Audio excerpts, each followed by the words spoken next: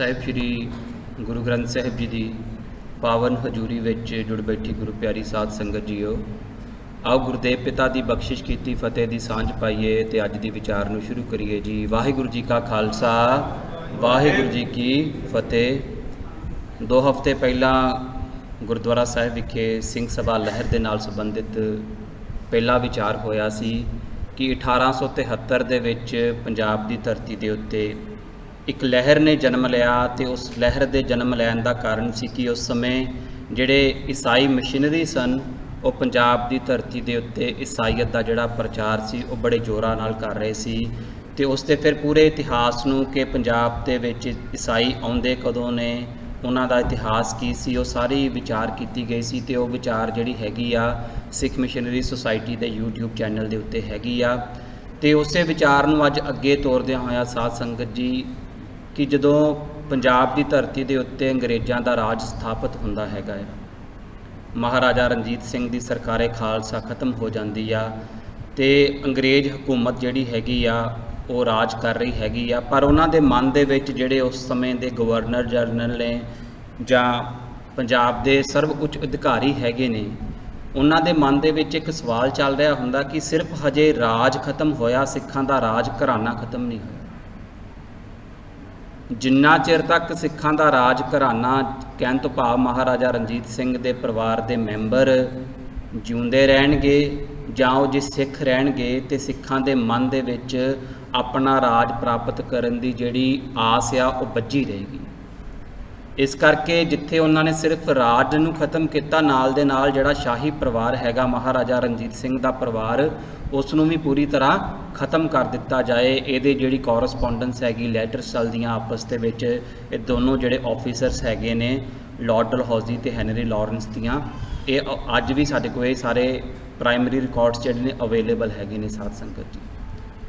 ਤੇ ਹੁਣ ਉਹਨਾਂ ਦੇ ਮਨ ਦੇ ਵਿੱਚ ਕੀ ਆ ਰਿਹਾ ਕਿ ਮਹਾਰਾਜਾ ਰਣਜੀਤ ਸਿੰਘ ਦੇ ਪਰਿਵਾਰ ਨੂੰ ਪੂਰੀ ਤਰ੍ਹਾਂ ਖਤਮ ਕਰ ਦਿੱਤਾ ਜਾਏ ਤੇ ਉਸ ਪਰਿਵਾਰ ਦੇ ਵਿੱਚੋਂ ਜਿਹੜਾ ਸਭ ਤੋਂ ਹੁਣ ਛੋਟਾ ਮਹਾਰਾਜਾ ਸੀ, ਮਹਾਰਾਜਾ ਦਲੀਪ ਸਿੰਘ, ਉਸ ਨੂੰ ਪਹਿਲਾਂ ਸਭ ਤੋਂ ਉਸ ਦੀ ਮਾਂ ਦੇ ਨਾਲ ਵਿਛੋੜਿਆ ਜਾਂਦਾ ਹੈਗਾ ਛੋਟੇ ਜਿਹੇ ਬੱਚੇ ਨੂੰ, ਤੇ ਬਾਅਦ ਵਿੱਚ ਇੱਕ ਝੂਠੀ ਕਹਾਣੀ ਬਣਾਈ ਜਾਂਦੀ ਆ ਕਿ ਮਹਾਰਾਜਾ ਦਲੀਪ ਸਿੰਘ ਜਿਹੜਾ ਹੈਗਾ ਉਹ ਪੰਜਾਬ ਦੇ ਵਿੱਚ ਮਹਿਫੂਜ਼ ਨਹੀਂ ਹੈਗਾ, ਉਸ ਦੀ ਜਾਨ ਨੂੰ ਖਤਰਾ ਆ ਪੰਜਾਬ ਦੀ ਧਰਤੀ ਦੇ ਉੱਤੇ। ਉਹ ਖਤਰਾ ਕਿਉਂ ਹੈਗਾ? ਕਿਉਂਕਿ ਜਿਹੜੇ ਸਿੱਖ ਨੇ ਉਹ ਮਹਾਰਾਜਾ ਦਲੀਪ ਸਿੰਘ ਨੂੰ ਕਿਡਨੈਪ ਕਰਨ ਦੀ ਪਲੈਨਿੰਗ ਬਣਾ ਰਹੇ ਨੇ ਕਿ ਮਹਾਰਾਜਾ ਨੂੰ ਕਿਡਨੈਪ ਕਰਕੇ ਇਸ ਨੂੰ ਪਹਾੜਾਂ ਵਾਲੇ ਪਾਸੇ ਲੈ ਜਾਵਾਂਗੇ ਤੇ ਉੱਥੋਂ ਫਿਰ ਇਸ ਜਿਹੜਾ ਅਸੀਂ ਸਿੱਖ ਸੰਘਰਸ਼ ਆ ਦੁਬਾਰਾ ਸ਼ੁਰੂ ਕਰਾਂਗੇ। ਤੋ ਇਹ ਜਿੱਥੇ ਪੰਜਾਬ ਦੀ ਸ਼ਾਂਤੀ ਲਈ ਖਤਰਾ ਹੋਏਗਾ, ਉੱਥੇ ਮਹਾਰਾਜਾ ਦਲੀਪ ਸਿੰਘ ਦੀ ਜਾਨ ਲਈ ਵੀ ਖਤਰਾ ਹੋਏਗਾ। ਇਸ ਕਰਕੇ ਮਹਾਰਾਜਾ ਦਲੀਪ ਸਿੰਘ ਨੂੰ ਜਿਹੜਾ ਹੈਗਾ ਪੰਜਾਬ ਦੀ ਧਰਤੀ ਤੋਂ ਕਿਤੇ ਬਾਹਰ ਭੇਜਿਆ ਜਾਏ ਤੇ ਫਿਰ ਉਸ ਨੂੰ ਉੱਤਰ ਪ੍ਰਦੇਸ਼ ਦੇ ਵਿੱਚ, ਜਿਸ ਨੂੰ ਅਸੀਂ ਯੂਪੀ ਕਹਿੰਦੇ ਹੈਗੇ, ਉੱਥੇ ਇੱਕ ਫਤਿਹਗੜ੍ਹ ਨਾਮ ਦਾ ਸਥਾਨ ਸੀ, ਉੱਥੇ ਭੇਜ ਦਿੱਤਾ ਜਾਂਦਾ ਹੈਗਾ। ਉਸ ਸਮੇਂ ਜਦੋਂ ਮਹਾਰਾਜਾ ਦਲੀਪ ਸਿੰਘ ਜਾਂਦਾ ਤੇ ਉਸ ਦਾ ਇੱਕ ਵਫਾਦਾਰ ਨੌਕਰ ਸੀ ਨਾਲ, ਜਿਸ ਦਾ ਨਾਂ ਸੀ ਮੀਆਂ ਖੀਮਾ। ਤੇ ਜਦੋਂ ਉੱਥੇ ਪਹੁੰਚਦੇ ਨੇ ਤੇ ਮੀਆਂ ਖੀਮਾ ਨੂੰ ਵਾਪਸ ਪੰਜਾਬ ਵਿੱਚ ਤੋਰ ਦਿੱਤਾ ਜਾਂਦਾ ਆ ਤੇ ਉਸ ਦੀ ਜਾਂ ਇੱਕ ਭਜਨ ਲਾਲ ਨਾਮ ਦਾ ਵਿਅਕਤੀ ਸੀ ਜਿਹੜਾ ਇੱਕ ਚਰਚ ਦੇ ਵਿੱਚ ਪੜ੍ਹ ਕੇ ਆਇਆ ਸੀ, ਮਿਸ਼ਨ ਸਕੂਲ ਦੇ ਵਿੱਚ ਪੜ੍ਹਿਆ ਹੋਇਆ ਸੀ, ਉਸ ਨੂੰ ਮਹਾਰਾਜਾ ਦਲੀਪ ਸਿੰਘ ਦਾ ਜਿਹੜਾ ਹੈਗਾ ਅਟੈਂਡੈਂਟ ਲਾ ਦਿੱਤਾ ਜਾਂਦਾ ਹੈ। ਤੇ ਉਸ ਦੀ ਜਿਹੜੀ ਕਨਵਰਜਨ ਦੀ ਜ਼ਿੰਮੇਵਾਰੀ ਹੈਗੀ ਆ ਇੱਕ ਡਾਕਟਰ ਜੌਨ ਲੌਗਿਨ ਤੇ ਉਸ ਦੀ ਵਾਈਫ ਸੀ ਲੇਡੀ ਲੌਗਿਨ ਜਿਹਨੂੰ ਕਿਹਾ ਜਾਂਦਾ ਸੀ, ਉਸ ਦੀ ਲਗਾਈ ਜਾਂਦੀ ਕਿ ਇਸ ਬੱਚੇ ਨੂੰ ਹੁਣ ਤੁਸੀਂ ਈਸਾਈਅਤ ਦੇ ਵਿੱਚ ਕਨਵਰਟ ਕਰਨਾ ਹੈਗਾ ਆ। ਉਹਦੇ ਆਲੇ ਦੁਆਲੇ ਇਸ ਤਰ੍ਹਾਂ ਦਾ ਮਾਹੌਲ ਪੈਦਾ ਕਰੋ ਕਿ ਉਹ ਬੱਚਾ ਆਪ ਖੁਦ ਕਹੇ ਕਿ ਮੈਂ ਈਸਾਈ ਬਣਨਾ ਹੈਗਾ। ਪੰਜਾਬ ਦੀ ਧਰਤੀ ਨਾਲੋਂ ਤੋੜਿਆ, ਉਸ ਦੀ ਮਾਂ ਦੇ ਨਾਲੋਂ ਤੋੜਿਆ, ਉਸ ਦੇ ਸੱਭਿਆਚਾਰਾਂ ਨਾਲੋਂ ਤੋੜਿਆ, ਉਸ ਦੀ ਬੋਲੀ ਦੇ ਨਾਲੋਂ ਤੋੜਿਆ, ਉਸ ਦੇ ਧਰਮ ਦੇ ਨਾਲੋਂ ਤੋੜਿਆ ਤੇ ਪੂਰਾ ਉਸ ਨੂੰ ਇੱਕ ਈਸਾਈਅਤ ਦੇ ਕ੍ਰਿਸਚੈਨਿਟੀ ਦੇ ਐਟਮੋਸਫੇਅਰ ਦੇ ਵਿੱਚ ਰੱਖਣਾ ਸ਼ੁਰੂ ਕਰ ਦਿੱਤਾ। ਫਿਰ ਜਿਹੜੀ ਉਸ ਡਾਕਟਰ ਦੀ ਵਾਈਫ ਸੀ, ਉਸਨੇ ਇੱਕ ਬੁੱਕ ਲਿਖੀ ਸੀ ਇਸ ਦੇ ਉੱਤੇ 19ਵੀਂ ਸੈਂਚੁਰੀ ਦੇ ਵਿੱਚ, ਤੇ ਉਸਨੇ ਬੁੱਕ ਦੇ ਪ੍ਰੀਫੇਸ ਦੇ ਵਿੱਚ ਜੋ ਲਿਖਿਆ ਤੁਹਾਡੀ ਸਕਰੀਨ ਦੇ ਵਿੱਚ ਅੰਗਰੇਜ਼ੀ ਦੇ ਵਿੱਚ ਹੈਗਾ ਸਾਧ ਸੰਗਤ, ਕਿ ਜਦੋਂ ਮਹਾਰਾਜਾ ਦਲੀਪ ਸਿੰਘ ਨੇ ਈਸਾਈਅਤ ਨੂੰ ਸਵੀਕਾਰ ਕੀਤਾ ਜਾਂ ਈਸਾਈਅਤ ਦੇ ਵਿੱਚ ਆਪਣਾ ਧਰਮ ਪਰਿਵਰਤਨ ਕੀਤਾ ਤੇ ਉਸਨੇ ਖੁਦ ਇੱਛਾ ਜ਼ਾਹਿਰ ਕੀਤੀ ਕਿ ਮੈਂ ਈਸਾਈ ਬਣਨਾ ਚਾਹੁੰਦਾ ਹੈਗਾ, ਪਰ ਉਸ ਦੀ ਇੱਛਾ ਜ਼ਾਹਰ ਕਰਨ ਦੇ ਪਿੱਛੇ ਜਿਹੜੀ ਪੂਰੀ ਕਹਾਣੀ ਸੀ ਕਿ ਉਸ ਬੱਚੇ ਨੂੰ ਉਸ ਦੇ ਧਰਮ ਬਾਰੇ ਦੱਸਿਆ ਹੀ ਨਹੀਂ ਗਿਆ, ਉਸ ਨੂੰ ਦੱਸਿਆ ਹੀ ਨਹੀਂ ਗਿਆ ਕਿ ਤੇਰੇ ਵੱਡ ਵਡੇਰੇ ਪੰਜਾਬ ਦੇ ਰਾਜੇ ਮਹਾਰਾਜੇ ਹੁੰਦੇ ਸਨ, ਤੁਹਾਡਾ ਕਿੱਡਾ ਵੱਡਾ ਰਾਜ ਹੁੰਦਾ ਸੀ। ਇਹਨਾਂ ਸਾਰੀਆਂ ਚੀਜ਼ਾਂ ਨਾਲੋਂ ਤੋੜ ਕੇ ਰੱਖਿਆ ਗਿਆ। ਕਹਿਣ ਤੋਂ ਭਾਵ ਭਾਵੇਂ ਉਦੋਂ ਮਹਾਰਾਜੇ ਨੂੰ ਤੋੜਿਆ, ਭਾਵੇਂ ਅੱਜ ਅਸੀਂ ਅਵੇਸਲੇ ਹੋਈਏ, ਜਦੋਂ ਇਹਨਾਂ ਚੀਜ਼ਾਂ ਨਾਲੋਂ ਅਸੀਂ ਟੁੱਟਾਂਗੇ, ਭਾਵੇਂ ਆਪਣਾ ਸੱਭਿਆਚਾਰ ਆ, ਬੋਲੀ ਹੈਗੀ ਆ, ਭਾਸ਼ਾ ਹੈਗੀ ਆ, ਗੁਰਬਾਣੀ ਹੈਗੀ ਆ, ਤੇ ਸਾਡਾ ਬਹੁਤ ਕੁਝ ਜਿਹੜਾ ਚਲਾ ਜਾਂਦਾ ਜਦੋਂ ਅਸੀਂ ਇਹਨਾਂ ਚੀਜ਼ਾਂ ਨਾਲੋਂ ਟੁੱਟਦੇ ਹੈਗੇ। ਤੇ ਫਿਰ ਮਹਾਰਾਜਾ ਦਲੀਪ ਸਿੰਘ ਨੇ ਖੁਦ ਇੱਛਾ ਜ਼ਾਹਰ ਕੀਤੀ ਕਿ ਮੈਂ ਈਸਾਈਅਤ ਵਿੱਚ ਪਰਿਵਰਤਨ ਹੋਣਾ, ਤੇ ਬਾਅਦ ਵਿੱਚ ਉਸ ਨੂੰ ਇੰਗਲੈਂਡ ਵਿੱਚ ਭੇਜ ਦਿੱਤਾ ਜਾਂਦਾ। ਪਰ ਜਿਹੜੀ ਕਨਵਰਜਨ ਦੀ ਕਹਾਣੀ ਆ ਸਿਰਫ ਮਹਾਰਾਜਾ ਦਲੀਪ ਸਿੰਘ ਤੱਕ ਸੀਮਤ ਨਹੀਂ ਸੀ ਹੈਗੀ। ਸਭ ਤੋਂ ਪਹਿਲਾ ਜਿਹੜਾ ਸਿੱਖ ਸੀ ਜਿਹੜਾ ਹਿਸਟੋਰੀਕਲ ਰਿਕਾਰਡਸ ਦੇ ਵਿੱਚ ਮਿਲਦਾ, ਉਸ ਦਾ ਨਾਮ ਸੀ ਦਾਊਦ ਸਿੰਘ, ਜਿਹੜਾ 1852 ਦੇ ਵਿੱਚ ਈਸਾਈਅਤ ਦੇ ਵਿੱਚ ਪਰਿਵਰਤਨ ਕੀਤਾ ਜਾਂਦਾ ਉਹਦੇ ਧਰਮ ਨੂੰ। ਹੁਣ ਇੱਥੇ ਇੱਕ ਗੱਲ ਵਿਚਾਰਨ ਵਾਲੀ ਹੈਗੀ ਆ ਕਿ ਜਦੋਂ ਉਸ ਦਾ ਧਰਮ ਪਰਿਵਰਤਨ ਕੀਤਾ ਜਾਂਦਾ ਹੈਗਾ ਆ, ਇਹ ਜਿਹੜਾ ਪਰਿਵਰਤਨ ਹੈਗਾ ਆ ਇਹ ਦਰਬਾਰ ਸਾਹਿਬ ਦੇ ਕੋਲ ਕੀਤਾ ਜਾਂਦਾ, ਤੇ ਬਿਲਕੁਲ ਜਿਹੜੀ ਉਹ ਸਰਮਣੀ ਹੈਗੀ ਬੜੀ ਓਪਨਲੀ ਮਨਾਈ ਜਾਂਦੀ ਹੈਗੀ ਆ ਕਿ ਜਿਸ ਨੂੰ ਆਮ ਲੋਕ ਵੀ ਤੇ ਦਰਬਾਰ ਸਾਹਿਬ ਆਉਣ ਵਾਲੇ ਜਿਹੜੇ ਸਿੱਖ ਨੇ ਉਹ ਵੀ ਵੇਖ ਸਕਣ। ਇਹ ਨਹੀਂ ਕਿ ਪਰਿਵਰਤਨ ਨਹੀਂ ਹੋਇਆ, ਪਰਿਵਰਤਨ ਹੋਇਆ, ਪਰ ਜਿਸ ਤਰੀਕੇ ਦੇ ਨਾਲ ਉਹਨਾਂ ਕੀਤਾ, ਕਿਉਂਕਿ ਉਹਨਾਂ ਦੇ ਮਨ ਦੇ ਵਿੱਚ ਇੱਕ ਗੱਲ ਚੱਲ ਰਹੀ ਆ ਜਦੋਂ ਉਹਨਾਂ ਨੇ ਪੰਜਾਬ ਦੀ, ਹਿੰਦੁਸਤਾਨ ਦੀ ਹਿਸਟਰੀ ਨੂੰ ਪੜ੍ਹਿਆ ਕਿ ਹਿੰਦੁਸਤਾਨ ਦੇ ਵਿੱਚ, ਜਿਵੇਂ ਪਹਿਲੇ ਲੈਕਚਰ ਦੇ ਵਿੱਚ ਵੀ ਗੱਲ ਕੀਤੀ ਸੀ ਕਿ ਪੰਜਾਬ ਇੱਕ ਇਸ ਤਰ੍ਹਾਂ ਦਾ ਸੂਬਾ ਹੈਗਾ ਆ ਜਿੱਥੇ ਤਕਰੀਬਨ ਪੰਜਾਬ ਦੇ ਸਾਰੇ ਧਰਮ ਜਿਹੜੇ ਨੇ ਉਹ ਪੈਦਾ ਹੋਏ। ਬੁੱਧ ਧਰਮ ਨੂੰ ਛੱਡ ਕੇ ਵੇਦਾਂ ਦੀ ਰਚਨਾ ਹੋਈ, ਮਹਾਭਾਰਤ ਦੀ ਗੀਤਾ ਇੱਥੇ ਰਚੀ ਗਈ, ਗੁਰੂ ਗ੍ਰੰਥ ਸਾਹਿਬ ਗੁਰੂ ਪਾਤਸ਼ਾਹ ਨੇ ਪੰਜਾਬ ਦੀ ਧਰਤੀ ਤੇ ਰਚਿਆ ਕਿ ਇਸ ਧਰਤੀ ਦੇ ਉੱਤੇ ਕੋਈ ਵੱਡੀ ਕਰਾਮਾਤ ਹੈਗੀ ਆ। ਤੇ ਪੰਜਾਬ ਦੇ ਵਿੱਚ ਸ੍ਰੀ ਅੰਮ੍ਰਿਤਸਰ ਸਾਹਿਬ, ਜੇਕਰ ਇਸ ਧਰਤੀ ਦੇ ਉੱਤੇ ਈਸਾਈਅਤ ਦਾ ਪ੍ਰਚਾਰ ਜ਼ੋਰ ਫੜੇਗਾ ਤੇ ਪੂਰੇ ਪੰਜਾਬ ਦੇ ਵਿੱਚ ਜਿਹੜਾ ਹੈਗਾ ਇਸ ਧਰਮ ਨੂੰ ਪ੍ਰਚਾਰਨਾ ਬੜਾ ਸਾਡੇ ਲਈ ਸੌਖਾ ਹੋਏਗਾ। ਤੇ ਇਸ ਕਰਕੇ ਦਾਊਦ ਸਿੰਘ ਦੀ ਜਿਹੜੀ ਉਹ ਸਰਮਣੀ ਸੀ ਉਹ ਖੁੱਲ੍ਹੇਆਮ ਓਪਨਲੀ ਕੀਤੀ ਜਾਂਦੀ ਹੈਗੀ ਆ ਕਿ ਜਿਸ ਨੂੰ ਆਮ ਲੋਕ, ਆਮ ਸਿੱਖ ਵੀ ਜਿਹੜਾ ਉਹ ਵੇਖ ਸਕਣ। ਤੇ ਉਸ ਤੋਂ ਬਾਅਦ ਸਰਦਾਰ ਜਿਹੜੇ ਹੈਗੇ ਸੀ ਪ੍ਰਿੰਸ ਹਰਨਾਮ ਸਿੰਘ ਜੀ, ਇਹ ਸਰਦਾਰ ਜੱਸਾ ਸਿੰਘ ਆਹਲੂਵਾਲੀਆ ਦੀ ਜਿਹੜੀ ਮਿਸਲ ਹੈਗੀ, ਇੱਕ ਬਹੁਤ ਵੱਡੇ 18ਵੀਂ ਸਦੀ ਦੇ ਸਾਡੇ ਸਿੱਖ ਸਰਦਾਰ ਹੋਏ ਨੇ, ਸਿੱਖ ਜਰਨੈਲ ਹੋਏ ਨੇ, ਉਹਨਾਂ ਦੇ ਪਰਿਵਾਰ ਦੇ ਵਿੱਚੋਂ ਸਨ। ਤੇ ਇਹਨਾਂ ਪਰਿਵਾਰਾਂ ਨੇ ਕੀ ਕੀਤਾ ਕਿ ਸਿੱਖ ਜਿਹੜੇ ਈਸਾਈ ਮਿਸ਼ਨ ਹੈਗੇ ਸੀ ਉਹਨਾਂ ਨੂੰ ਆਪ ਬੁਲਾਇਆ ਕਿ ਤੁਸੀਂ ਆ ਕੇ ਇੱਥੇ ਇਸਟੈਬਲਿਸ਼ ਕਰੋ ਜਿਹੜੇ ਮਿਸ਼ਨ ਹੈਗੇ ਨੇ। ਕਹਿਣ ਤੋਂ ਭਾਵ ਇੱਕ ਉਦਾਰ ਦਿਲੀ ਵੀ ਸਿੱਖਾਂ ਨੇ ਵਿਖਾਈ ਕਿ ਜੇ ਤੁਸੀਂ ਠੀਕ ਹੈ ਆਪਣਾ ਪਿਆਰ ਦੇ ਨਾਲ ਧਰਮ ਪਰਿਵਰਤਨ ਕਰਨਾ ਚਾਹੁੰਦੇ ਹੋ ਤਾਂ ਕਰੋ, ਆ ਕੇ ਈਸਾਈਅਤ ਦੀ ਗੱਲ ਕਰਨੀ ਚਾਹੁੰਦੇ ਹੋ ਅਸੀਂ ਤੁਹਾਨੂੰ ਖੁੱਲ੍ਹ ਦਿੰਦੇ ਹਾਂ। ਉਹਨਾਂ ਨੇ ਫਰਾਖ ਦਿਲੀ ਵਿਖਾਈ ਉਸ ਪਰਿਵਾਰ ਨੇ। ਤੇ ਉਸ ਪਰਿਵਾਰ ਦਾ ਜਿਹੜਾ ਇੱਕ ਰਾਜਾ ਸੀ, ਸ਼ਹਿਜ਼ਾਦਾ ਸੀ, ਜਿਸ ਦਾ ਨਾਮ ਸੀ ਹਰਨਾਮ ਸਿੰਘ, ਉਸ ਨੂੰ 1865 ਦੇ ਵਿੱਚ ਫਿਰ ਈਸਾਈਅਤ ਦੇ ਵਿੱਚ ਕਨਵਰਟ ਕਰ ਦਿੱਤਾ ਜਾਂਦਾ। ਫਿਰ ਉਹ ਜਿਹੜਾ ਨੈਸ਼ਨਲ ਮਿਸ਼ਨਰੀ ਸੁਸਾਇਟੀ ਹੈਗੀ ਉਹਨਾਂ ਦੀ ਉਹਦਾ ਪ੍ਰੈਜ਼ੀਡੈਂਟ ਵੀ ਬਣਦਾ, ਤੇ ਅੱਜ ਵੀ ਇਸ ਦੇ ਨਾਂ ਦੀਆਂ ਜਿਹੜੀਆਂ ਹੈਗੀਆਂ ਸਕਾਲਰਸ਼ਿਪ, ਸਟੈਫਨਸ ਵਗੈਰਾ ਜਿਹੜੇ ਹੈਗੇ ਆ ਉਹ ਦਿੱਤੇ ਜਾਂਦੇ ਹੈਗੇ ਆ। ਇਸ ਤਰੀਕੇ ਦੇ ਨਾਲ ਜਦੋਂ ਅਸੀਂ ਉਹਨਾਂ ਦੇ ਸੈਂਸਸ ਦੇ ਵਿੱਚ ਨੰਬਰਸ ਦੇਖਦੇ ਹਾਂ ਸਾਧ ਸੰਗਤ ਜੀ, ਇਹ 100 ਤੋਂ ਸ਼ੁਰੂ ਹੋ ਕੇ ਫਿਰ ਹਜ਼ਾਰਾਂ ਦੀ ਗਿਣਤੀ ਤੱਕ ਵੱਧਦੇ ਨੇ ਕਿ ਹਰ 10 ਸਾਲ ਦੇ ਬਾਅਦ ਜਿਹੜਾ ਹੈਗਾ ਕਿੰਨੇ ਲੋਕ ਜਿਹੜੇ ਈਸਾਈਅਤ ਵੱਲ ਜਾ ਰਹੇ ਹੈਗੇ ਨੇ। ਤੇ ਦੂਸਰੇ ਹੈਗੇ 19ਵੀਂ ਸਦੀ ਦੇ ਇੱਕ ਸਾਧੂ ਸੁੰਦਰ ਸਿੰਘ ਜੀ, ਇਹ ਵੀ ਸਿੱਖ ਤੋਂ ਜਿਹੜੇ ਸੀ ਉਹ ਈਸਾਈ ਬਣਦੇ ਨੇ। ਤੁਸੀਂ ਇੰਟਰਨੈਟ ਦੇ ਉੱਤੇ ਵੀ ਦੇਖ ਸਕਦੇ ਇਹਨਾਂ ਦੇ ਜੀਵਨ ਦੇ ਬਾਰੇ, ਇਹਨਾਂ ਦੇ ਨਾਮ ਦੀਆਂ ਅੱਜ ਚਰਚਾਂ ਵੀ ਹੈਗੀਆਂ ਨੇ ਪੰਜਾਬ ਦੇ ਵਿੱਚ। ਤੇ ਬੜਾ ਗਲੋਰੀਫਾਈ ਕੀਤਾ ਇਸ ਜਿਹੜਾ ਸਿੱਖ ਸੀ ਜਦੋਂ ਇਸਨੇ ਈਸਾਈਅਤ ਨੂੰ ਪ੍ਰਵਾਨ ਕੀਤਾ। ਕਹਿਣ ਤੋਂ ਭਾਵ ਕਿ ਉਹਨਾਂ ਨੇ ਬੜੀ ਮਿੱਠੇ ਚਾਲੇ ਜਿਹੜਾ ਹੈਗਾ ਸੀ ਉਹ ਈਸਾਈਅਤ ਦਾ ਜਿਹੜਾ ਪ੍ਰਚਾਰ ਆ ਉਹ ਸ਼ੁਰੂ ਕੀਤਾ। ਤੇ ਉਸ ਦਾ ਜਿਹੜਾ ਕੇਂਦਰ ਸੀ, ਟਾਰਗੇਟ ਕੀਤਾ ਜਾਂਦਾ ਹੈਗਾ ਹਰਿਮੰਦਰ ਸਾਹਿਬ ਦੇ ਆਲੇ ਦੁਆਲੇ ਨੂੰ। ਉੱਥੇ ਜਿਹੜੇ ਬੁੰਗੇ ਸੀ ਉਹ ਵੀ ਕਿਰਾਏ 'ਤੇ ਲਏ ਜਾਂਦੇ ਹੈਗੇ ਆ। ਤੇ ਹੁਣ ਹਰਿਮੰਦਰ ਸਾਹਿਬ ਤੋਂ ਬਾਅਦ, ਕਿਉਂਕਿ ਅੰਗਰੇਜ਼ਾਂ ਨੂੰ ਇਹ ਗੱਲ ਦਾ ਪਤਾ ਚੱਲ ਗਿਆ ਸੀ ਕਿ ਸਿੱਖਾਂ ਦੇ ਲਈ ਜੇ ਸਭ ਤੋਂ ਕੋਈ ਸਿਰਮੌਰ ਅਸਥਾਨ ਹੈਗਾ, ਪਵਿੱਤਰ ਅਸਥਾਨ ਹੈਗਾ, ਤੇ ਉਹ ਸ਼੍ਰੀ ਹਰਿਮੰਦਰ ਸਾਹਿਬ ਹੈਗਾ, ਜਿਹਦੇ ਦਰਸ਼ਨ ਇਸ਼ਨਾਨ ਵੀ ਅਸੀਂ ਆਪਣੀ ਅਰਦਾਸ 'ਚ ਅੱਜ ਸਾਧ ਸੰਗਤ ਜੀ ਮੰਗਦੇ ਹੈਗੇ ਆ। ਤੇ ਦੂਸਰਾ ਉਹਨਾਂ ਦੇ ਮਨ 'ਚ ਇਹ ਪ੍ਰਸ਼ਨ ਸੀ ਕਿ ਇਹਨਾਂ ਦੀ ਵਿਚਾਰਧਾਰਾ ਦੇ ਪਿੱਛੇ ਕਿਹੜਾ ਥਾਟ ਆ, ਕਿਹੜੀ ਵਿਚਾਰਧਾਰਾ ਜਿਹੜੀ ਹੈਗੀ ਇਹਨਾਂ ਨੂੰ ਇਨਸਪਾਇਰ ਕਰ ਰਹੀ ਹੈਗੀ ਆ, ਜਿਹਦੇ ਕਰਕੇ ਸਿੱਖਾਂ ਨੇ ਆਪਣਾ ਇੰਨਾ ਵੱਡਾ ਜਿਹੜਾ ਰਾਜ ਸੀ ਉਹ ਸਟੈਬਲਿਸ਼ ਕਰ ਲਿਆ ਸੀ। ਇਹ ਗੱਲ ਹੈਗੀ ਮਹਾਰਾਜਾ ਰਣਜੀਤ ਸਿੰਘ ਨੇ ਜਦੋਂ ਆਪਣਾ ਹਜੇ ਰਾਜ ਸਥਾਪਿਤ ਕੀਤਾ ਉਸ ਸਮੇਂ ਦੀ, ਕਿ ਅੰਗਰੇਜ਼ਾਂ ਨੂੰ ਇੱਕ ਗੱਲ ਦਾ ਪਤਾ ਨਹੀਂ ਚੱਲ ਰਿਹਾ ਹਜੇ ਕਿ ਜਦੋਂ ਹਿੰਦੁਸਤਾਨ ਦਾ ਇਤਿਹਾਸ ਪੜ੍ਹਦੇ ਨੇ ਉਹ ਦੇਖਦੇ ਨੇ ਕਿ ਹਿੰਦੁਸਤਾਨ ਦੀ ਧਰਤੀ ਦੇ ਵਿੱਚ ਬੜੇ ਰਾਜੇ ਛੋਟੇ ਖੇਤਰਾਂ ਦੇ ਵਿੱਚ, ਜਿਵੇਂ ਰਾਜਸਥਾਨ ਦੇ ਵਿੱਚ ਰਾਜੇ ਹੈਗੇ ਸੀ, ਅਨੰਦਪੁਰ ਸਾਹਿਬ ਦੇ ਜਿਹੜੇ ਪਹਾੜੀ ਰਾਜੇ ਹਿਮਾਚਲ ਦੇ ਵਿੱਚ ਹੈਗੇ ਆ, ਜਿਹੜੇ ਅੱਜ ਉੱਤਰਾਖੰਡ ਦੇ ਵਿੱਚ ਹੈਗੇ ਸੀ। ਤੇ ਇਹਨਾਂ ਦਾ ਇੱਕ ਉਹਨਾਂ ਨੂੰ ਇਤਿਹਾਸ ਮਿਲਦਾ ਸੀ ਕਿ ਇਹਨਾਂ ਦੀਆਂ ਪਿਤਾ ਪੁਰਖੇ ਜਿਹੜੇ ਹੈਗੇ ਨੇ ਸ਼ੁਰੂ ਤੋਂ ਰਾਜ ਕਰਦੇ ਆ ਰਹੇ ਨੇ, ਜਿਸ ਕਰਕੇ ਇਹਨਾਂ ਨੇ ਹਿੰਦੁਸਤਾਨ ਦੇ ਵੱਖ-ਵੱਖ ਖੇਤਰਾਂ ਦੇ ਵਿੱਚ ਆਪਣਾ ਜਿਹੜਾ ਰਾਜ ਆ ਉਹ ਐਸਟੈਬਲਿਸ਼ ਕੀਤਾ। ਪਰ ਜਦੋਂ ਸਿੱਖਾਂ ਦੇ ਇਤਿਹਾਸ ਵੱਲ ਪੜ੍ਹਦੇ ਨੇ, ਸਿੱਖਾਂ ਦੇ ਕੋਲ ਕੋਈ ਰਾਜ ਭਾਗ ਨਹੀਂ ਸੀ ਹੈਗਾ। ਤੇ ਸਿੱਖਾਂ ਦਾ ਜਿਹੜਾ ਜਨਮ ਆ ਇਹ ਗੁਰੂ ਨਾਨਕ ਪਾਤਸ਼ਾਹ ਦੀ ਵਿਚਾਰਧਾਰਾ ਦੇ ਨਾਲ ਹੋਇਆ। ਤੇ ਗੁਰੂ ਨਾਨਕ ਪਾਤਸ਼ਾਹ ਸਿਰਫ ਇੱਕ ਧਾਰਮਿਕ ਰਹਿਬਰ ਸਨ ਤੇ ਇੱਕ ਧਾਰਮਿਕ ਰਹਿਬਰ ਦੀ ਉਹ ਕਿਹੜੀ ਵਿਚਾਰਧਾਰਾ ਆ ਜਿਹਦੇ ਕਰਕੇ ਇਹਨਾਂ ਨੇ ਐਡਾ ਵੱਡਾ ਰਾਜ ਜਿਹੜਾ ਆ ਉਹ ਸਥਾਪਿਤ ਕਰ ਲਿਆ। ਇਹ ਚੀਜ਼ ਅੰਗਰੇਜ਼ਾਂ ਨੂੰ ਸਮਝਣ ਦੇ ਵਿੱਚ ਬੜੀ ਔਖੀ ਲੱਗ ਰਹੀ ਸੀ ਕਿ ਮਰਹੱਠਿਆਂ ਦਾ ਇਤਿਹਾਸ ਪੜ੍ਹਦੇ ਆ, ਪਹਾੜੀ ਰਾਜਿਆਂ ਦਾ ਪੜ੍ਹਦੇ ਆ, ਰਾਜਪੂਤਾਂ ਦਾ ਪੜ੍ਹਦੇ ਆ, ਇਹ ਸਾਰੇ ਪੋਲੀਟੀਕਲ ਪਾਵਰਸ ਨੇ ਸ਼ੁਰੂ ਤੋਂ, ਪਰ ਸਿੱਖ ਪੋਲੀਟੀਕਲ ਪਾਵਰ ਨਹੀਂ ਹੈਗੀ। ਫਿਰ ਸਿੱਖਾਂ ਦੀ ਰਾਜਨੀਤੀ ਦੇ ਪਿੱਛੇ, ਇਹਨਾਂ ਦੀ ਪੋਲੀਟੀਕਲ ਪਾਵਰ ਦੇ ਪਿੱਛੇ ਕਿਹੜੀ ਇਨਸਪੀਰੇਸ਼ਨ ਹੈਗੀ ਆ, ਕਿਹੜਾ ਸੋਰਸ ਹੈਗਾ ਆ, ਉਹਨੂੰ ਜਾਣਨ ਦੇ ਲਈ ਲੁਧਿਆਣੇ ਦੇ ਵਿੱਚ ਜਦੋਂ ਅੰਗਰੇਜ਼ ਆਉਂਦੇ ਨੇ 1809 ਤੋਂ ਬਾਅਦ, ਜਦੋਂ ਜਿਹੜੀ ਪਟਿਆਲਾ ਰਿਆਸਤਾਂ ਦੀ ਤੇ ਮਹਾਰਾਜਾ ਰਣਜੀਤ ਸਿੰਘ ਦੇ ਵਿਚਕਾਰ ਤੇ ਅੰਗਰੇਜ਼ਾਂ ਦੇ ਵਿਚਕਾਰ ਅੰਮ੍ਰਿਤਸਰ ਦੀ ਸੰਧੀ ਹੁੰਦੀ ਆ, ਤੇ ਉੱਥੇ ਇੱਕ ਡੇਵਿਡ ਅਕਟਰਲੋਨੀ ਨਾਂ ਦਾ ਅੰਗਰੇਜ਼ੀ ਅਫਸਰ ਸੀ। ਉਸਨੇ ਆਪਣੇ ਕੈਪਟਨ ਨੂੰ ਕਿਹਾ, ਕੈਪਟਨ ਮਰੇ ਜਿਸ ਦਾ ਨਾਂ ਸੀ, ਕਿ ਤੁਸੀਂ ਸਿੱਖਾਂ ਦਾ ਇਤਿਹਾਸ ਲਿਖਾਓ ਕਿ ਸਾਨੂੰ ਪਤਾ ਚੱਲ ਸਕੇ ਕਿ ਸਿੱਖਾਂ ਦੀ ਜਿਹੜੀ ਰਾਜ ਭਾਗ ਹੈਗਾ ਇਹਦੇ ਪਿੱਛੇ ਇਨਸਪੀਰੇਸ਼ਨ ਇਹਨਾਂ ਨੂੰ ਕਿੱਥੋਂ ਮਿਲੀ, ਇਹਨਾਂ ਨੇ ਆਪਣੀ ਜਿਹੜੀ ਕਿੰਗਡਮ ਹੈਗੀ ਆ ਉਹ ਐਸਟੈਬਲਿਸ਼ ਕਿਸ ਤਰ੍ਹਾਂ ਕੀਤੀ ਹੈਗੀ ਹੈ। ਤੇ ਕੈਪਟਨ ਮਰੇ ਜਿਹੜਾ ਸੀ ਉਸਨੇ ਇੱਕ ਮੌਲਵੀ ਬੂਟੇ ਸ਼ਾਹ ਨਾਮ ਦਾ ਵਿਅਕਤੀ ਸੀ, ਉਸ ਨੂੰ ਸਿੱਖ ਇਤਿਹਾਸ ਲਿਖਣ ਦੇ ਲਈ ਅਪੁਆਇੰਟ ਕਰਤਾ ਕਿ ਤੁਸੀਂ ਸਾਨੂੰ ਸਿੱਖ ਇਤਿਹਾਸ ਲਿਖ ਕੇ ਦਿਓ। ਤੇ ਉਸ ਕਚਹਿਰੀ ਦੇ ਵਿੱਚ ਸਰਦਾਰ ਰਤਨ ਸਿੰਘ ਭੰਗੂ ਜਿਹੜੇ ਸੀ ਉਹ ਜਾਂਦੇ ਹੁੰਦੇ ਸੀ। ਸਰਦਾਰ ਰਤਨ ਸਿੰਘ ਭੰਗੂ ਦਾ ਸਾਧ ਸੰਗਤ ਜਿਹੜਾ ਸਬੰਧ ਸੀ ਉਹ ਸਿੱਖਾਂ ਦੇ ਉਸ ਪਰਿਵਾਰ ਦੇ ਨਾਲ ਸੀ। ਜਦੋਂ 18ਵੀਂ ਸਦੀ ਦੇ ਵਿੱਚ ਹਰਿਮੰਦਰ ਸਾਹਿਬ ਦੇ ਵਿਖੇ ਮੱਸਾ ਰੰਗੜ ਨਾਂ ਦਾ ਇੱਕ ਵਿਅਕਤੀ ਸੀ, ਜਦੋਂ ਜ਼ਕਰੀਆ ਖਾਨ ਜਿਹੜਾ ਗਵਰਨਰ ਸੀ ਉਸਨੇ ਮੱਸੇ ਰੰਗੜ ਨੂੰ ਚਾਰਜ ਦਿੱਤਾ ਸੀ ਹਰਿਮੰਦਰ ਸਾਹਿਬ ਦਾ, ਤੇ ਉਸਨੇ ਹਰਿਮੰਦਰ ਸਾਹਿਬ ਦੀ ਬੇਪੱਤੀ ਕੀਤੀ ਸੀ। ਹਰਿਮੰਦਰ ਸਾਹਿਬ ਨੂੰ ਇੱਕ ਆਪਣੀ ਨਿੱਜੀ ਰਿਹਾਇਸ਼ ਦੇ ਵਿੱਚ ਉਸਨੇ ਬਦਲ ਲਿਆ ਸੀ, ਤੇ ਜਿਸ ਦੇ ਵਿੱਚ ਉਹ ਨਾਚ ਗਾਣੇ ਵੀ ਸੁਣਦਾ ਹੁੰਦਾ ਸੀ। ਜਦੋਂ ਸਿੱਖਾਂ ਨੂੰ ਇਸ ਬੇਪੱਤੀ ਦਾ ਪਤਾ ਚੱਲਿਆ, ਉਸ ਸਮੇਂ ਭਾਈ ਸੁੱਖਾ ਸਿੰਘ ਤੇ ਭਾਈ ਮਹਿਤਾਬ ਸਿੰਘ ਰਾਜਸਥਾਨ ਤੋਂ, ਬੀਕਾਨੇਰ ਤੋਂ ਉਸ ਨੂੰ ਸੋਧਣ ਲਈ ਆਉਂਦੇ ਨੇ, ਤੇ ਉਹਨਾਂ ਨੇ ਮੱਸੇ ਰੰਗੜ ਦਾ ਸਿਰ ਵੱਢਿਆ ਸੀ। ਭਾਈ ਮਹਿਤਾਬ ਸਿੰਘ ਤੇ ਭਾਈ ਸੁੱਖਾ ਸਿੰਘ ਨੇ।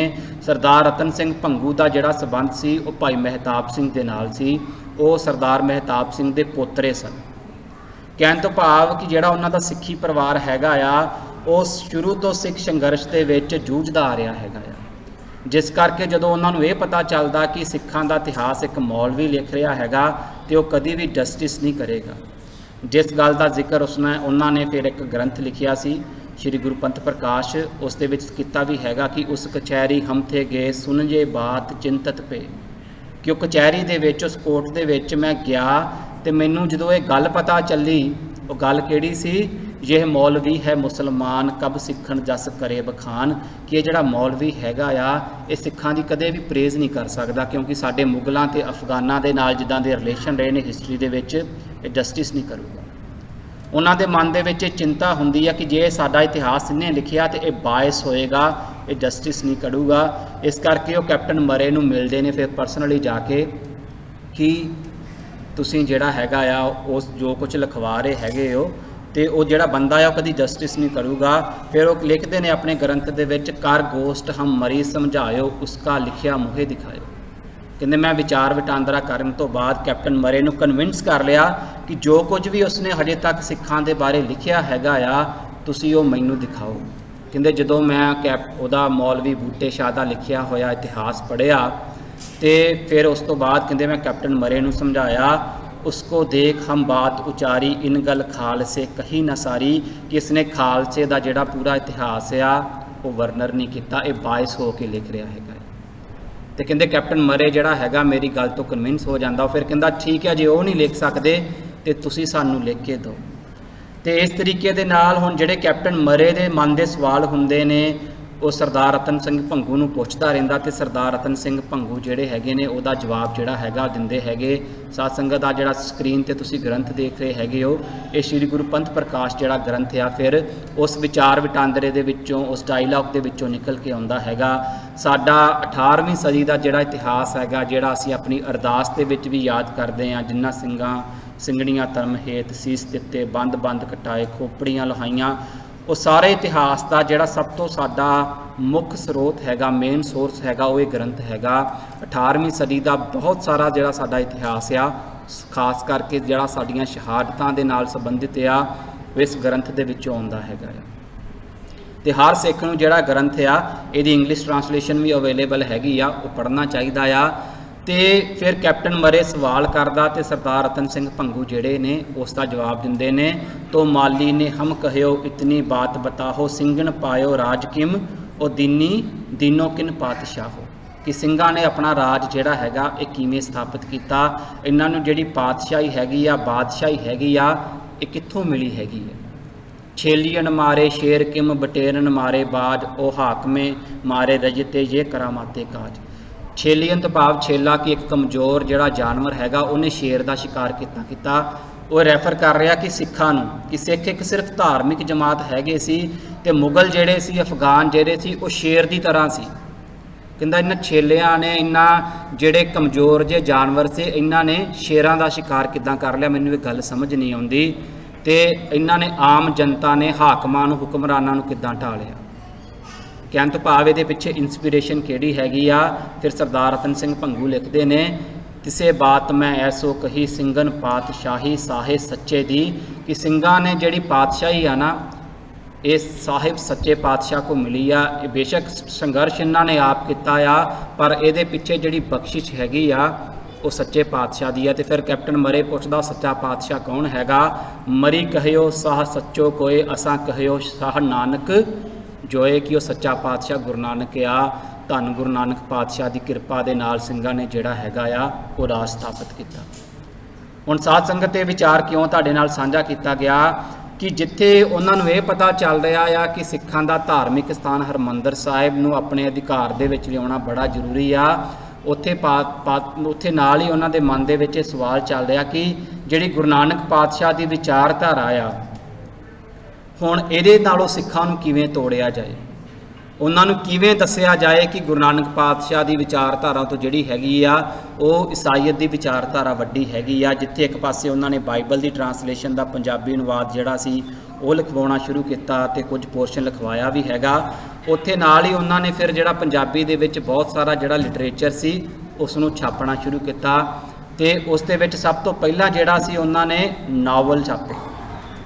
ਇੱਕ ਮਸੀਹੀ ਮੁਸਾਫਰ ਦੀ ਯਾਤਰਾ ਹੈਗਾ ਜਿਹੜਾ ਪੰਜਾਬੀ ਦਾ ਸਭ ਤੋਂ ਪਹਿਲਾ ਨਾਵਲ ਹੈਗਾ ਸੀ। ਇਹ ਜੌਨ ਬਨੀਅਨ ਦਾ ਲਿਖਿਆ ਹੋਇਆ ਪਿਲਗ੍ਰਿਮ ਪ੍ਰੋਗਰੈਸ ਨਾਂ ਦਾ ਇੱਕ ਨਾਵਲ ਸੀ। ਤਕਰੀਬਨ 200 ਤੋਂ ਵੱਧ ਭਾਸ਼ਾਵਾਂ ਦੇ ਵਿੱਚ ਜਿਹੜਾ ਹੈਗਾ ਇਸ ਨਾਵਲ ਦਾ ਜਿਹੜਾ ਅਨੁਵਾਦ ਕੀਤਾ ਗਿਆ, ਵੱਖ-ਵੱਖ ਕਹਿਣ ਤੋਂ ਭਾਵ ਕਿ ਇਹ ਈਸਾਈਅਤ ਦਾ ਇੰਨਾ ਹਰਮਨ ਪਿਆਰਾ ਨਾਵਲ ਹੈਗਾ ਸੀ। ਇਸ ਦਾ ਇੱਕ ਮਿਊਜ਼ੀਅਮ ਵੀ ਬਣਿਆ ਹੈਗਾ ਆ, ਜਿਸ ਬੰਦੇ ਨੇ ਇਹਦਾ ਜਿਹੜਾ ਨਾਵਲ ਲਿਖਿਆ ਹੈਗਾ ਸੀ। ਇਹ ਨਾਵਲ ਲਿਖਾਇਆ ਜਾਂਦਾ, ਇਸ ਤੋਂ ਬਾਅਦ ਰੇਲ ਗੱਡੀ ਦਾ ਸਫ਼ਰ ਜੋਤ ਰਿਧਿਆ ਲਿਖਾਇਆ ਜਾਂਦਾ।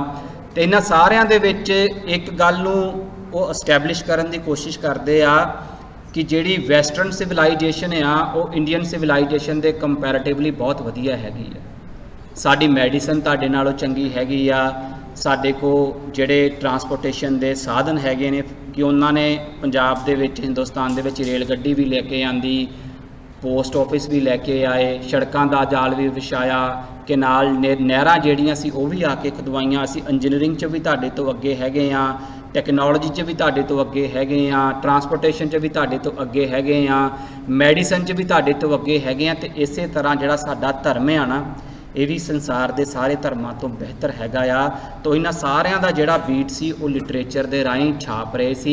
ਕਹਿਣ ਤੋਂ ਭਾਵ ਕਿ ਲੋਕਾਂ ਦੇ ਮਾਈਂਡ ਨੂੰ ਚੇਂਜ ਕਿਸ ਤਰ੍ਹਾਂ ਕਰਨਾ ਹੈਗਾ, ਇਸ ਤਰੀਕੇ ਦੇ ਨਾਲ ਉਹਨਾਂ ਨੇ ਜਿਹੜੀ ਸਾਰੀ ਹੈਗੀ ਆ ਇਹ ਗੱਲਾਂ ਬਾਤਾਂ ਸ਼ੁਰੂ ਕੀਤੀਆਂ।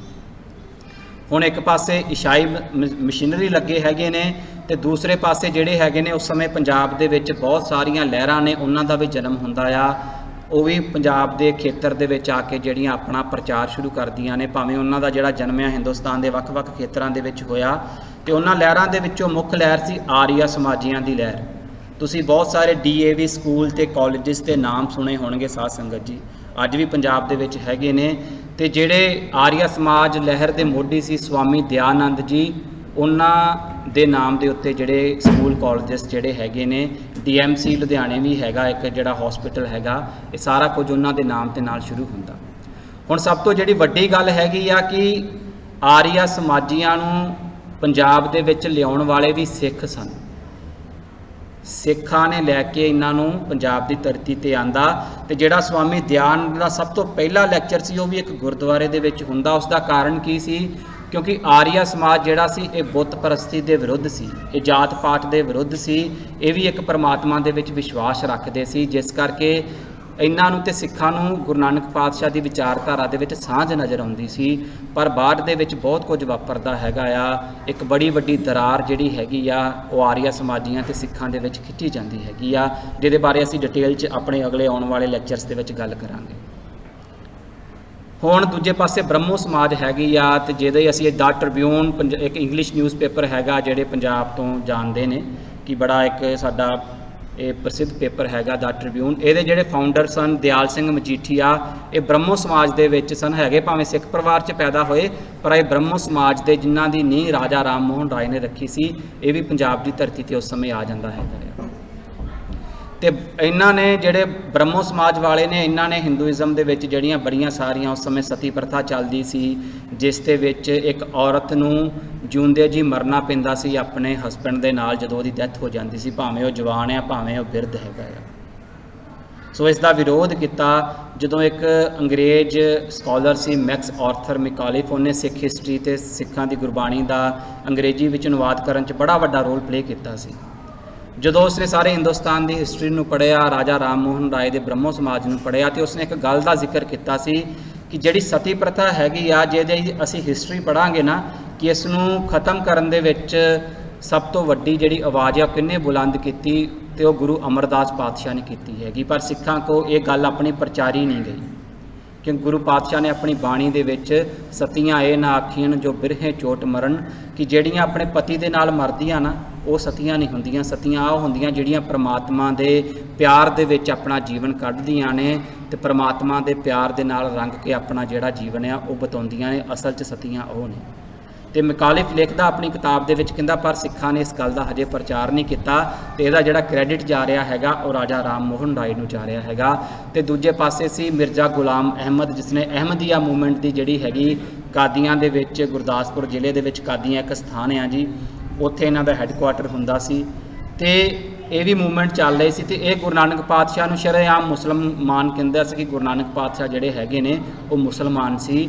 ਜਿੱਥੇ ਇੱਕ ਪਾਸੇ ਸਿੱਖਾਂ ਨੂੰ ਈਸਾਈ ਮਿਸ਼ਨਰੀ ਚੈਲੰਜ ਦੇ ਰਹੇ ਸਨ, ਉੱਥੇ ਨਾਲ ਦੀ ਨਾਲ ਆਰੀਆ ਸਮਾਜੀ, ਬ੍ਰਹਮੋ ਸਮਾਜੀ, ਅਹਿਮਦੀਆ, ਕਹਿਣ ਤੋਂ ਭਾਵ ਕਿ ਇੱਕ ਇਹ ਉਹ ਸਮਾਂ ਹੈਗਾ ਆ ਜਿੱਥੇ ਸਿੱਖਾਂ ਨੂੰ ਇੱਕ ਬਹੁਤ ਵੱਡੀ ਚੁਣੌਤੀ ਦਾ ਸਾਹਮਣਾ ਕਰਨਾ ਪੈ ਰਿਹਾ। ਤੇ ਇਸ ਦੇ ਬਾਅਦ ਕੀ ਹੈਗਾ ਕਿ ਆਪਣੇ ਘਰ ਦੇ ਵਿੱਚ ਵੀ ਬਹੁਤ ਕੁਝ ਹੋ ਰਿਹਾ ਸੀ। ਆਪਣੇ ਘਰ ਤੋਂ ਭਾਵ ਕਿ ਸਿੱਖੀ ਦੇ ਵਿੱਚ ਵੀ, ਸਾਡੇ ਗੁਰਦੁਆਰਿਆਂ ਦੇ ਵਿੱਚ ਬਹੁਤ ਸਾਰੇ ਇਸ ਤਰ੍ਹਾਂ ਦੇ ਕਾਰਜ ਹੁੰਦੇ ਸਨ ਜਿਹੜੇ ਗੁਰੂ ਪਾਤਸ਼ਾਹ ਨੇ ਸਾਨੂੰ ਮਨਾ ਕੀਤੇ ਸੀ। ਸਿੱਖੀ ਦੇ ਵਿੱਚ ਜਾਤ ਪਾਤ ਲਈ ਕੋਈ ਥਾਂ ਨਹੀਂ ਹੈਗੀ। ਸਾਧ ਸੰਗਤ ਕੀ ਅਸੀਂ ਮੰਨਦੇ ਹਾਂ ਕਿ ਗੁਰੂ ਪਾਤਸ਼ਾਹ ਨੇ ਇਹਨੂੰ ਕਲੀਅਰਲੀ ਰਿਜੈਕਟ ਕੀਤਾ ਹੈਗਾ ਜਾਤ ਪਾਤ ਨੂੰ। ਇਹ ਸਾਡੀ ਵਿਚਾਰਧਾਰਾ ਹੈਗੀ ਆ।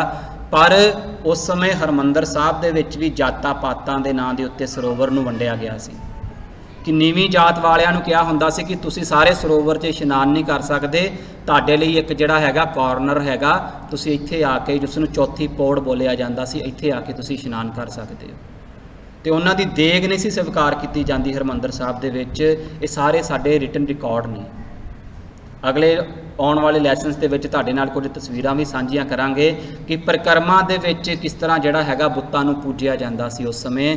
ਜਿੱਥੇ ਬਾਹਰੀ ਚੁਣੌਤੀਆਂ ਸਨ, ਉੱਥੇ ਆਪਣੇ ਪਰਿਵਾਰ ਦੇ ਵਿੱਚ, ਗੁਰੂ ਘਰਾਂ ਦੇ ਵਿੱਚ ਵੀ ਜਿਹੜੀ ਹੈਗੀ ਆ ਗੁਰਮਤਿ ਦੇ ਵਿਰੁੱਧ ਜਿਹੜੀ ਵਿਚਾਰਧਾਰਾ ਆ ਉਹਦਾ ਪ੍ਰਚਾਰ ਕੀਤਾ ਜਾ ਰਿਹਾ ਸੀ, ਉਸ ਨੂੰ ਮੰਨਿਆ ਜਾ ਰਿਹਾ ਸੀ। ਤੇ ਫਿਰ ਦੂਜੇ ਪਾਸੇ ਜਿਹੜੇ ਮਹੰਤ ਨੇ, ਜਦੋਂ ਮਹਾਰਾਜਾ ਰਣਜੀਤ ਸਿੰਘ ਦਾ ਰਾਜ ਸਥਾਪਿਤ ਹੁੰਦਾ ਆ, ਉਸ ਸਮੇਂ ਜਿਹੜੇ ਉਦਾਸੀ ਤੇ ਨਿਰਮਲੇ ਸੀ, ਉਹਨਾਂ ਨੇ ਗੁਰੂ ਧਾਮਾਂ ਦੀ ਜਿਹੜੇ ਸਾਡੇ ਵੱਡੇ ਗੁਰਦੁਆਰੇ ਸਨ ਉਹਨਾਂ ਦੀ ਸੇਵਾ ਸੰਭਾਲ ਕਰਦੇ ਆ ਰਹੇ ਸਨ। ਤੇ ਸਿੱਖ ਮਿਸਲਦਾਰਾਂ ਨੇ, ਮਹਾਰਾਜਾ ਰਣਜੀਤ ਸਿੰਘ ਨੇ ਬੜੀਆਂ ਵੱਡੀਆਂ ਜਾਇਦਾਦਾਂ ਲਵਾਈਆਂ ਇਹਨਾਂ ਗੁਰਦੁਆਰਿਆਂ ਦੇ ਨਾਲ। ਜਦੋਂ ਜਾਇਦਾਦਾਂ ਲੱਗੀਆਂ, ਫਿਰ ਉਹਨਾਂ ਦੇ ਅੱਗੋਂ ਜਿਹੜੇ ਪੁੱਤਰ ਆਏ ਉਹ ਜਿਹੜੇ ਅਯਾਸ਼ੀ ਹੋ ਗਏ। ਸਾਧ ਸੰਗਤ ਜੀ, ਫਿਰ ਬਹੁਤ ਕੁਝ ਵਾਪਰਦਾ। ਅਕਾਲੀ ਲਹਿਰ ਦਾ ਜਨਮ ਹੁੰਦਾ ਆ। ਸਾਕਾ ਨਨਕਾਣਾ ਸਾਹਿਬ ਦੇ ਉੱਤੇ ਇੱਕ ਫਿਲਮ ਵੀ ਬਣੀ ਹੈਗੀ ਆ, ਤੁਸੀਂ ਜਾ ਕੇ YouTube 'ਤੇ ਉਹ ਦੇਖ ਵੀ ਸਕਦੇ ਹੋ। ਤੇ ਉਹ ਜਿਹੜੇ ਮਹੰਤ ਸੀ ਉਹ ਵੀ ਜਿਹੜੇ ਨੇ ਉਹ ਪ੍ਰਿਸ਼ਟ ਹੋ ਜਾਂਦੇ ਨੇ, ਗੁਰਦੁਆਰੇ ਦੇ ਫੰਡਾਂ ਦਾ ਜਿਹੜਾ ਹੈਗਾ ਦੁਰਵਰਤੋਂ ਕਰਦੇ ਨੇ। ਸਾਰੇ ਨਹੀਂ, ਪਰ ਉਹਨਾਂ ਵਿੱਚੋਂ ਬਹੁਤ ਸਾਰੇ ਪ੍ਰਿਸ਼ਟ ਹੋ ਚੁੱਕੇ ਸੀ। ਤੇ ਸਭ ਤੋਂ ਵੱਡੀ ਗੱਲ ਕਿ ਸਿੱਖ ਹਜੇ ਪ੍ਰਚਾਰ ਨਹੀਂ ਸੀ ਕਰ ਰਹੇ ਆਪਣੇ ਧਰਮ ਦਾ। ਇਹ ਸਾਰੀਆਂ ਚੁਣੌਤੀਆਂ ਸਨ, ਜਿਨ੍ਹਾਂ ਚੁਣੌਤੀਆਂ ਨੂੰ ਮੁੱਖ ਰੱਖਦਿਆਂ ਹੋਇਆਂ ਫਿਰ 1873 ਦੇ ਵਿੱਚ ਜਿਹੜੀ ਹੈਗੀ ਸੀ ਉਹ ਸਿੰਘ ਸਭਾ ਲਹਿਰ ਦੀ ਜਿਹੜੀ ਆ ਸਥਾਪਨਾ ਕੀਤੀ ਜਾਂਦੀ ਆ ਸਿੱਖ ਸਰਦਾਰਾਂ ਦੇ ਦੁਆਰਾ। ਤੇ ਇਹਦੀ ਜਿਹੜੀ ਸਭ ਤੋਂ ਪਹਿਲੀ ਮੀਟਿੰਗ ਹੈਗੀ ਆ ਉਹ ਬੂੰਗਾ ਮਜੀਠੀਆਂ ਦੇ ਵਿੱਚ, ਜਿਹੜਾ ਮਜੀਠੀਆ ਪਰਿਵਾਰ ਦੇ ਵਿੱਚੋਂ, ਮਜੀਠੀਆ ਸਰਦਾਰਾਂ ਦੇ ਵਿੱਚੋਂ ਸਥਾਪਿਤ ਕੀਤਾ ਸੀ ਹਰਿਮੰਦਰ ਸਾਹਿਬ ਦੇ ਵਿੱਚ। ਆ ਜਿਹੜੀ ਤਸਵੀਰ ਦੇਖ ਰਹੇ ਸਾਧ ਸੰਗਤ, ਇਹ ਜਿਹੜੇ ਪਰਸ਼ੀਅਨ ਦੇ ਵਿੱਚ ਨਾਮ ਲਿਖੇ ਹੈਗੇ ਨੇ, ਇਹ ਸਾਰੇ ਉਹਨਾਂ ਬੂੰਗੀਆਂ ਦੇ ਨਾਮ ਨੇ ਜਿਹੜੇ ਉਸ ਸਮੇਂ ਦਰਬਾਰ ਸਾਹਿਬ ਦੇ ਵਿੱਚ ਹੁੰਦੇ ਸੀ। ਤਕਰੀਬਨ 84 ਬੂੰਗਿਆਂ ਦਾ, ਈਵਨ ਕਿ ਕਈ ਕਹਿੰਦੇ ਨੇ 84 ਤੋਂ ਵੱਧ ਕੇ ਵੀ ਹੈਗੇ ਸੀ, ਵੇਰਵਾ ਸਾਨੂੰ ਮਿਲਦਾ ਹੈਗਾ ਆ। ਤੇ ਇਹ ਬੂੰਗਿਆਂ ਦੇ ਉੱਤੇ ਵੀ ਇੱਕ ਵੱਖਰਾ ਲੈਕਚਰ ਹੈਗਾ, ਤੁਸੀਂ ਦੇਖ ਸਕਦੇ ਹੋ ਵੀ ਜਾ ਕੇ। ਤੇ ਇਹਨਾਂ ਸਾਰੇ ਸਰਦਾਰਾਂ ਨੇ ਰਲ ਕੇ ਫਿਰ ਸਿੰਘ ਸਭਾ ਲਹਿਰ ਦਾ ਗਠਨ ਕੀਤਾ ਤੇ ਇਸ ਲਹਿਰ ਦੇ ਜਿਹੜੇ ਪ੍ਰਧਾਨ ਸੀ ਉਹ ਸਰਦਾਰ ਠਾਕਰ ਸਿੰਘ ਸੰਧਾਵਾਲੀਆ ਬਣਦੇ ਹੈਗੇ ਨੇ।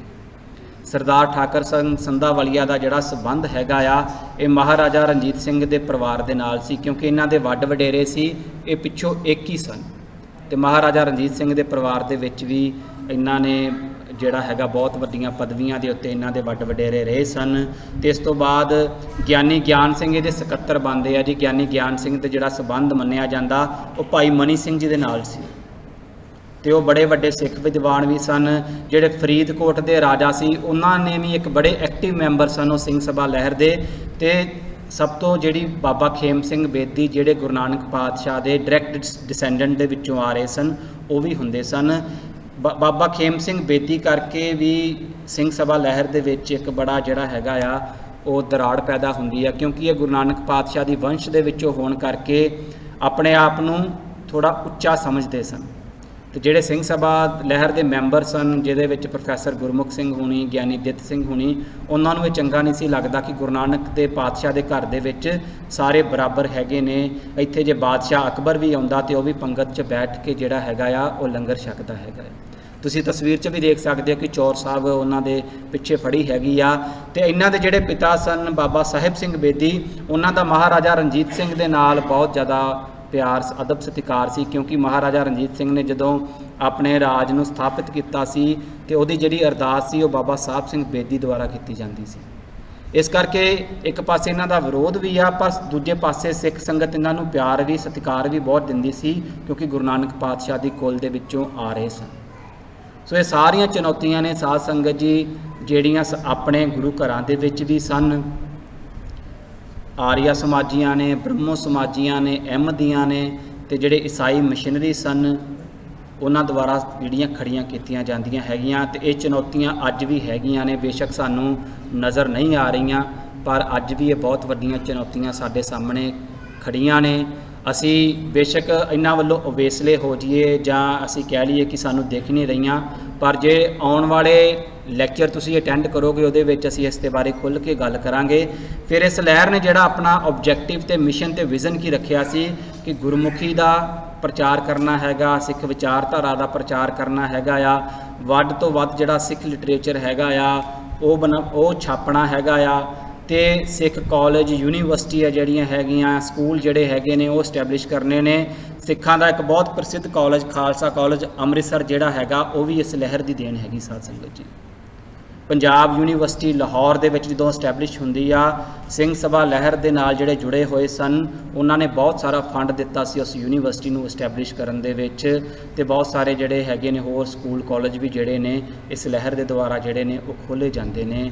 ਤੇ ਇਹ ਲਹਿਰ ਦੀ ਬਹੁਤ ਵੱਡੀ ਦੇਣ ਆ। ਉਸ ਦੇਣ ਦਾ ਜਿਹੜਾ ਇੱਕ ਪਿਛਲੀ ਵਾਰੀ ਵੀ ਤੁਹਾਡੇ ਨਾਲ ਤੱਥ ਸਾਂਝਾ ਕੀਤਾ ਸੀ ਕਿ ਸਿੰਗਾਪੁਰ ਦੇ ਵਿੱਚ ਵੀ ਜਿਹੜਾ ਸ੍ਰੀ ਗੁਰੂ ਸਿੰਘ ਸਭਾ ਗੁਰਦੁਆਰਾ ਹੈਗਾ ਆ, ਉਹਦਾ ਨਾਮ ਵੀ ਇਸ ਲਹਿਰ ਦੇ ਨਾਮ ਦੇ ਨਾਲ ਮੇਲ ਖਾਂਦਾ। ਕਹਿਣ ਤੋਂ ਭਾਵ ਕਿ ਜਦੋਂ ਗੁਰਦੁਆਰੇ ਦੀ ਸਥਾਪਨਾ ਕੀਤੀ ਸੀ ਸਾਧ ਸੰਗਤ ਜੀ, ਉਹਦੇ ਜਿਹੜੇ ਸਥਾਪਨਾ ਕਰਨ ਵਾਲੇ ਸੀ ਉਹ ਵੀ ਇਸ ਲਹਿਰ ਦੇ ਨਾਲ ਜੁੜੇ ਹੋਏ ਸਨ, ਜਿਸ ਕਰਕੇ ਉਹਨਾਂ ਨੇ ਇਸ ਗੁਰਦੁਆਰੇ ਦਾ ਨਾਮ ਸ੍ਰੀ ਗੁਰੂ ਸਿੰਘ ਸਭਾ ਰੱਖਿਆ। ਹੁਣ ਇਸ ਤੋਂ ਬਾਅਦ ਕੀ ਵਾਪਰਿਆ ਪੰਜਾਬ ਦੀ ਧਰਤੀ ਦੇ ਉੱਤੇ, ਉਹਦੀ ਵਿਚਾਰ ਜਿਹੜੀ ਹੈਗੀ ਅਸੀਂ ਆਪਣੇ ਆਉਣ ਵਾਲੇ ਜਿਹੜੇ ਲੈਕਚਰ ਹੋਣਗੇ ਉਹਨਾਂ ਦੇ ਵਿੱਚ ਕਰਾਂਗੇ। ਅੱਜ ਦੀਆਂ ਵਿਚਾਰਾਂ ਕਰਦਿਆਂ ਹੋਈਆਂ ਬੇਅੰਤ ਭੁੱਲਾਂ ਲਈ ਗੁਰੂ ਪਾਤਸ਼ਾਹ ਸਾਧ ਸੰਗਤ ਬਖਸ਼ਣਯੋਗ ਆ ਬਖਸ਼ ਲੈਣਾ ਜੀ। ਦਿਓ ਇਜਾਜ਼ਤ, ਬੁਲਾਓ ਫਤਿਹ। ਵਾਹਿਗੁਰੂ ਜੀ ਕਾ ਖਾਲਸਾ, ਵਾਹਿਗੁਰੂ ਜੀ ਕੀ ਫਤਿਹ।